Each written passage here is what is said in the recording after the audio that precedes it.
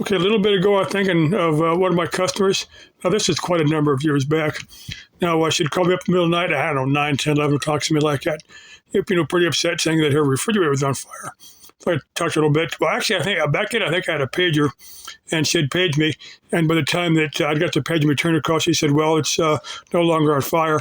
And I said, well, just unplug it, leave it closed up. Just keep an eye on it for a little bit. But I said, I think I know what's going on. I got up the next day and checked it, and it was fine. Now, what part of happened? Now, this is a self-defrosting refrigerator. It's a very common setup, and I'm explaining how those work in a few minutes here. But this is a side-by-side freezer, the small freezer on the side, and she could see the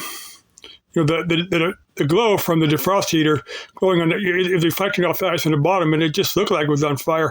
And if you don't know how they work, I could see how that would scare somebody. They do glow red hot, and people don't realize how inefficient these fridges are. These self-defrost refrigerators. The ideal way would be to have two separate, one freezer and one 0-degree freezer, 10 above, 10 below freezer, and a 35-degree refrigerator. I mean, it's completely separate boxes. Now, the old ones that had the U-shaped evaporators on them, nothing ever happened to those. Those things ran forever. You practically had to just empty them out, unplug them. Give maybe a day for everything to defrost, plug them back in again, put your food back in there, and then then you're gone. Now, the GE made one they call Cycle Defrost, I don't know, early 70s. I'm going to tell you a story on one of those in a minute here. Now, the GE made one, it's called a Cycle Defrost. It had the freezer on the bottom, had a coil in there, had the coil for the evaporator, and the refrigerator would be just a loop of tubing at the very top of it. And, the refrigerator is always above freezing. The idea that most of the moisture is going to be in the refrigerator, so that when the refrigerator shuts off, it's got to, any ice buildup is going to melt. You're supposed to, on these things, you're supposed to periodically, maybe every 6 months or 1 year, unplug them and let the freezer defrost because there was no stuff. I think most people had them, never did that. They just worked fine.